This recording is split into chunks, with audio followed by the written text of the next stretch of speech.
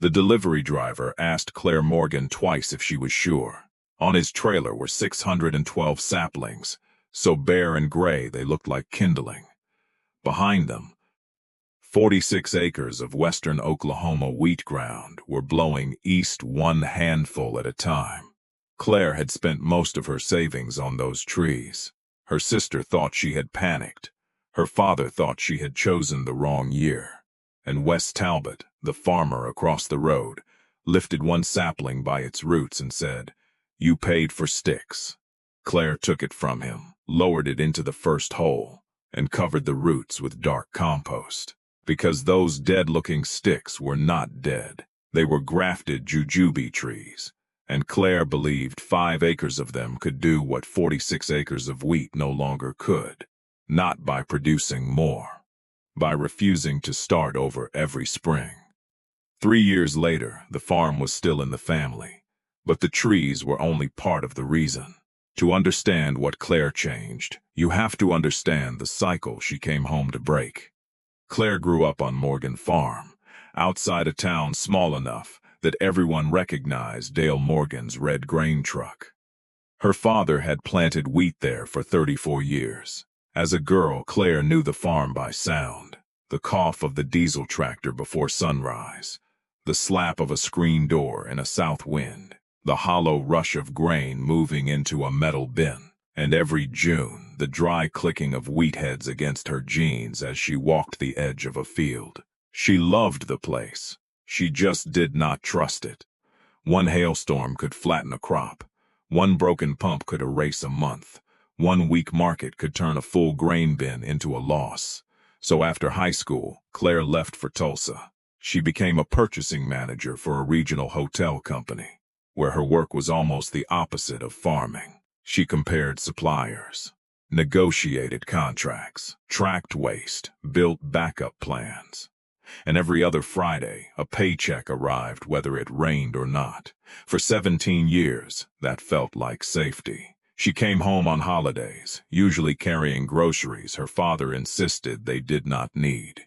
Each visit, the farm looked almost the same from the road. But up close, it was changing. The windbreak north of the house had gaps where old trees had died. The well had to run longer to fill the same storage tank.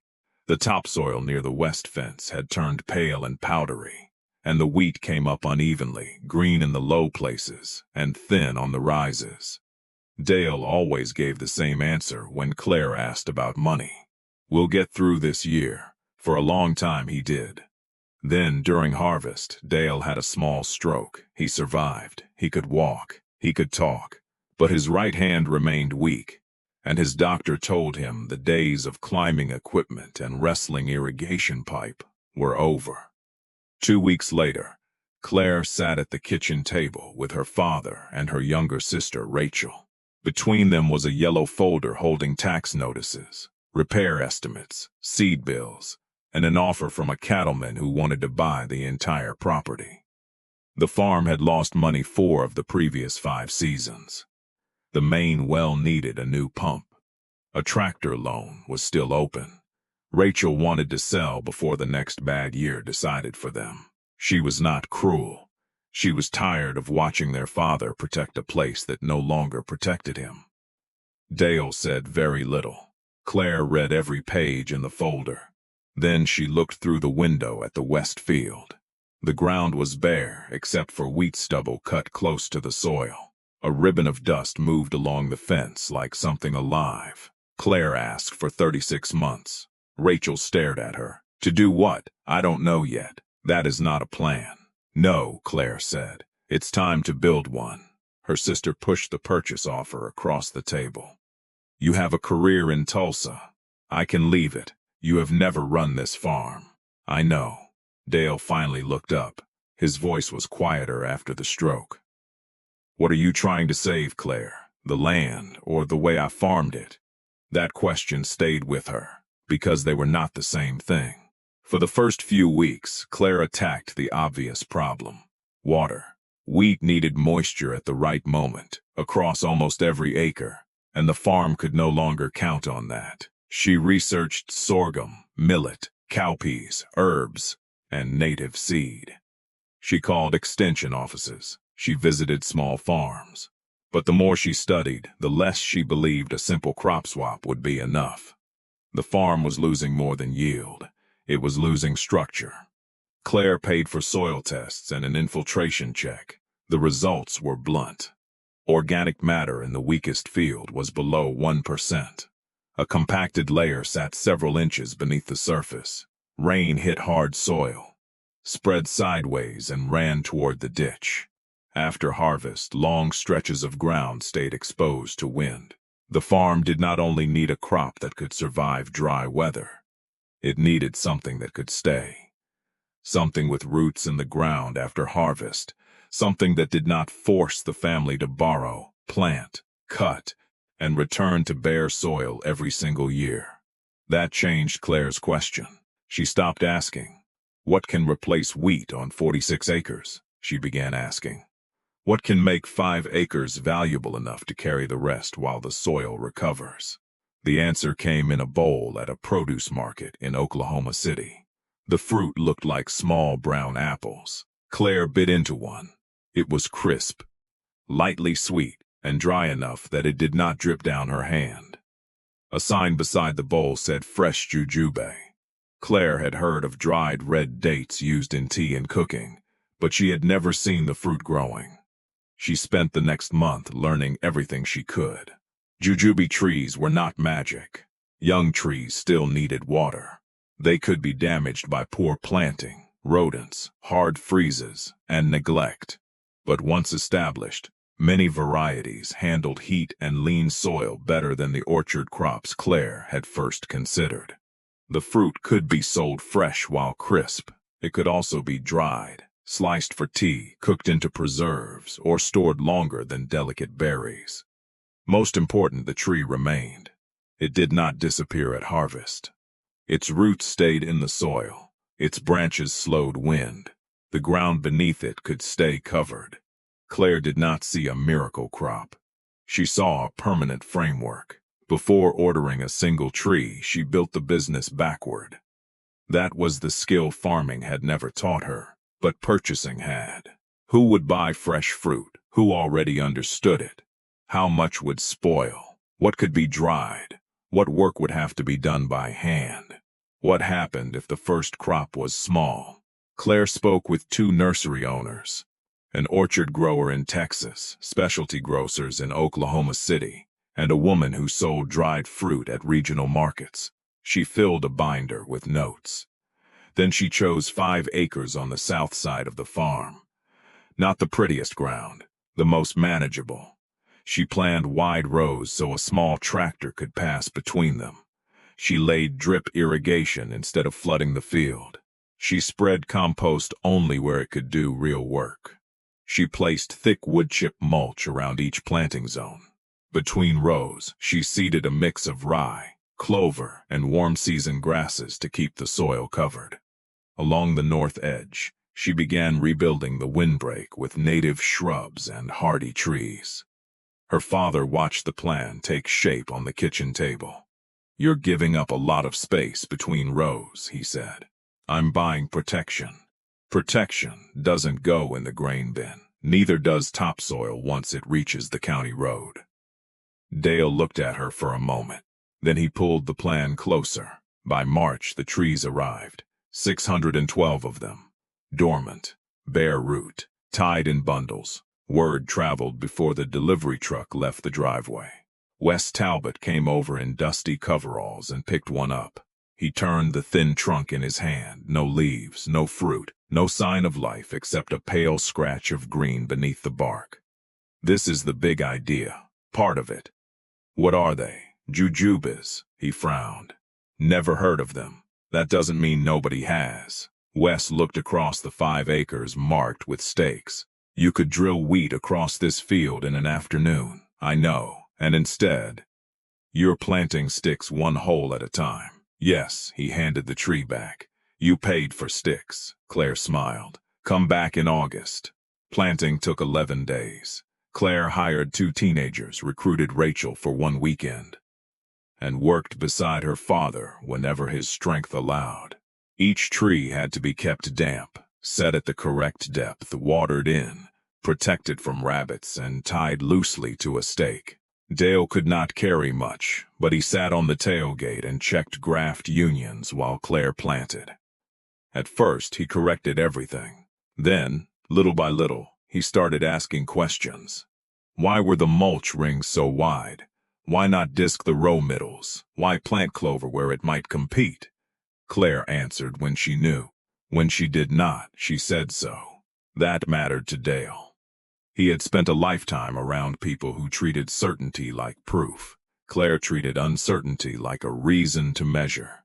By late April, the first green buds appeared. By May, nearly every row held small leaves. The farm looked different, not transformed, just interrupted. 5 green acres inside a much larger field of tan stubble. Then summer arrived. The first heat wave lasted 9 days. Temperatures climbed above 100 degrees. The old well struggled during the hottest afternoons. A filter on the drip line clogged with mineral scale, cutting water to 2 lower rows before Claire noticed. By the time she found it, leaves had curled hard against the branches. Some trees recovered. 87 did not. Claire pulled dead saplings from the ground and laid them beside the equipment shed. The pile was not large from the road. Up close, it looked like money. Then rabbits got under a section of fencing and stripped bark from 23 more trees. The replacement order emptied the emergency account. Claire stopped buying anything she could repair. She patched hoses, rebuilt emitters, drove to Tulsa to sell the last furniture left in her storage unit. Rachel called after seeing the bank balance. You are spending good money to protect trees that have not earned $1. They are 1 year old. The buyer is still interested. I know. Dad cannot do another season like this. Claire looked toward the orchard. The surviving trees were small enough that a person could step over some of them. From the kitchen window, they barely existed. I asked for 3 years, she said. Rachel's voice softened. And what happens if 3 years comes before the fruit does? Claire had no answer. The second spring made the question worse. The trees broke dormancy early after a warm March. Tiny flower buds appeared. Claire allowed herself to imagine crates, customers, proof. Then, in the first week of April, the temperature dropped below freezing. By sunrise, a thin white crust covered the orchard. Claire walked the rows before daylight, touching buds that had turned dark at the edges. The sheltered trees near the windbreak kept some growth. The exposed rows lost most of it. That afternoon, the cattleman renewed his offer. This time, he added a deadline. 10 days. The amount was enough to clear the loans, cover her father's medical bills, and leave the family with money. Rachel drove out with the paperwork. Dale sat at the table, his weak hand resting beside a pen. No one argued. That made it worse. Claire walked alone to the orchard. The row middles were green with rye. Wood chips held last night's moisture. The trees looked alive, but alive was not the same as profitable. For the first time, Claire understood why sensible people sold farms. Not because they stopped loving the land. Because love did not make a payment. She stood there until the light went gray. Then she noticed one tree near the rebuilt windbreak. Its outer blossoms were burned, but beneath the leaves close to the trunk, a few pale flowers remained. Not enough for a harvest. Enough for a test. Claire returned to the house and asked Rachel for the 10 days. Not to wait. To work. She drove to Oklahoma City with samples of dried jujube from another grower, her cost sheets, and a simple proposal. She was not trying to sell fruit she did not have. She was trying to learn what buyers would take when she did. The first grocer listened politely and said no. The second wanted prices Claire could not meet. The third was a family-owned market where the produce manager, Mrs. Han, recognized the fruit immediately. She examined the sample, asked which varieties Claire had planted, and wanted to know whether the fruit would be picked firm or soft. Claire answered from her binder. Mrs. Hahn said, "Bring me the first clean box you harvest." Not a promise, a box. That was not a contract. It was not enough to reject the land offer. But it was the first time a buyer had given Claire a condition she could actually satisfy. The next day, Claire met a tea blender who wanted dried slices. A baker said he would test jujube paste in a fall pastry. A farm market organizer offered her a small booth if she could bring fruit and explain how it was grown. 4 possible customers, 4 different products. No single one could save the farm. Together, they changed the shape of the risk. Claire came home with letters of interest, price ranges, and a revised cash plan. She cut the orchard expansion from another 5 acres to 2. She delayed replacing the tractor. She proposed leasing the untouched north field to a neighbor for grazing while she improved it with cover. And she asked Rachel and Dale for one more season beyond the original deadline, but with monthly numbers on the table. No speeches, no promises, just a system that could be measured. Rachel read the pages twice. Dale studied the map. Then he pushed the sale contract back into its envelope.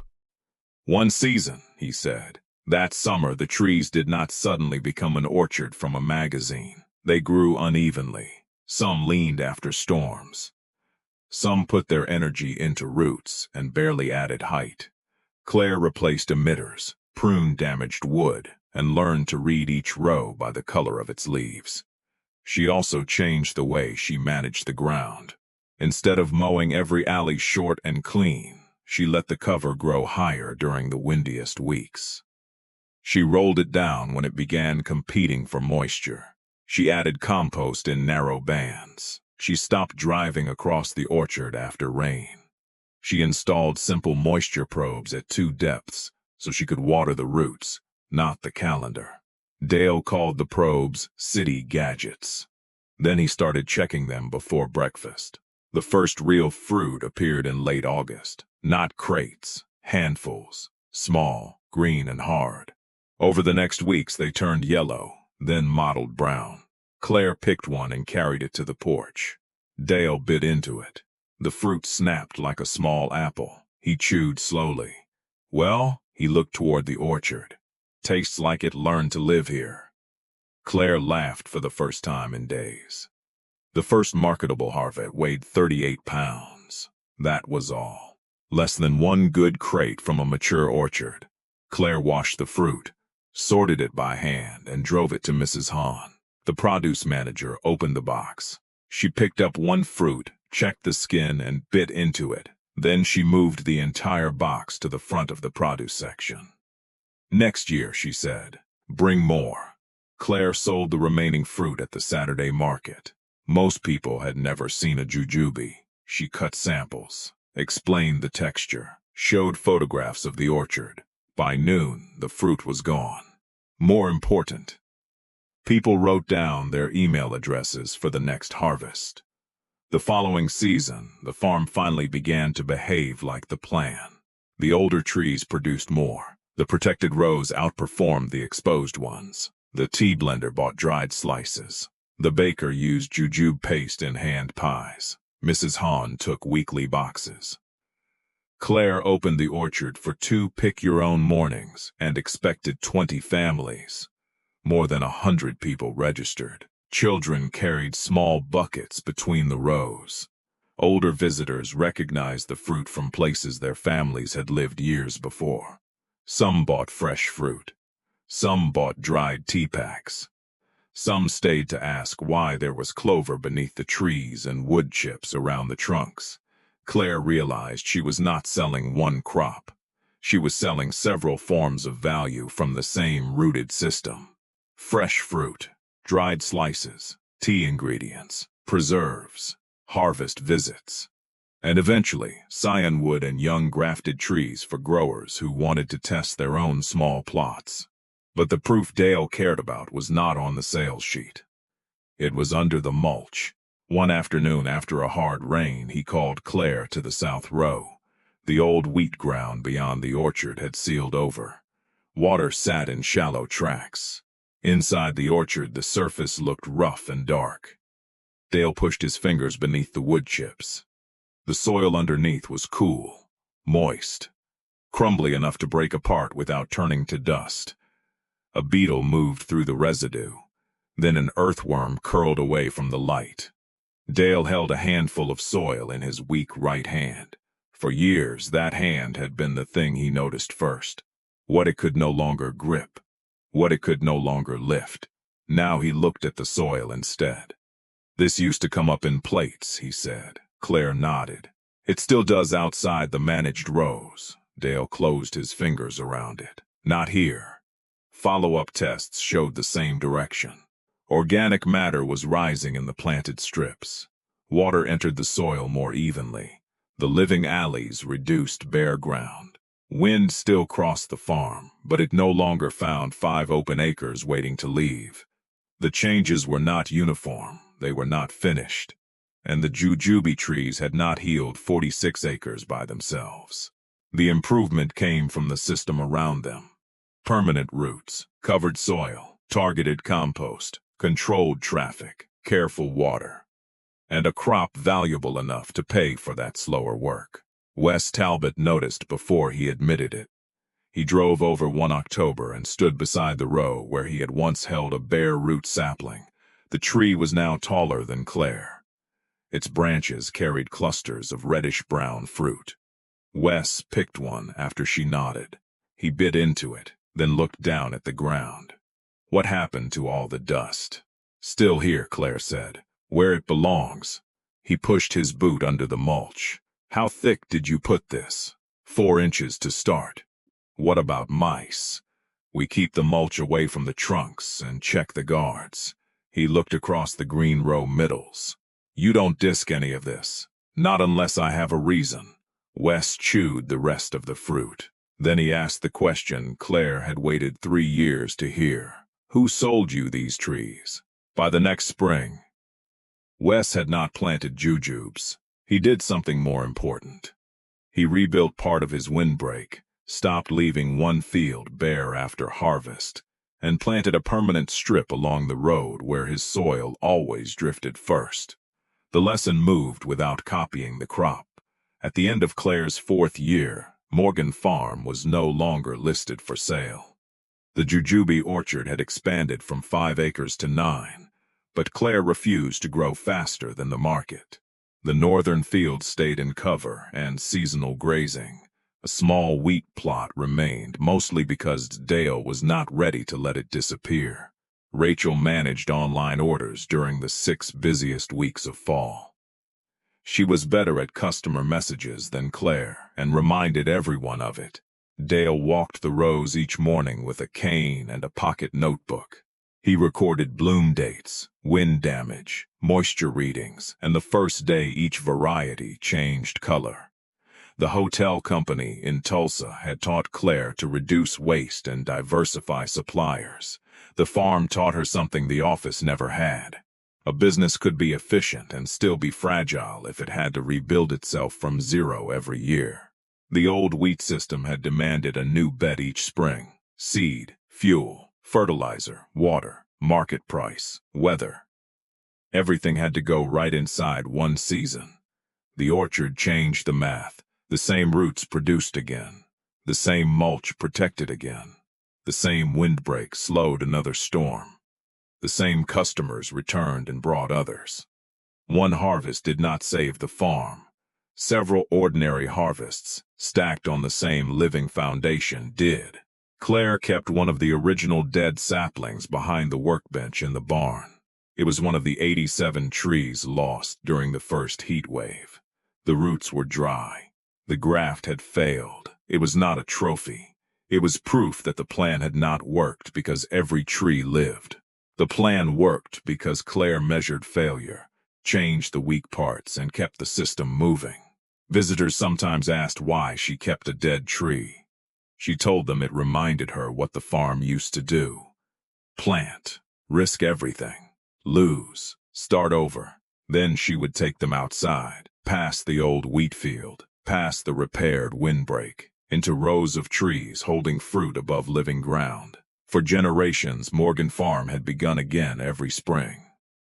Claire's answer was not to grow more acres. It was to build something that could remain. And for the first time in the family's history, the farm was no longer starting over.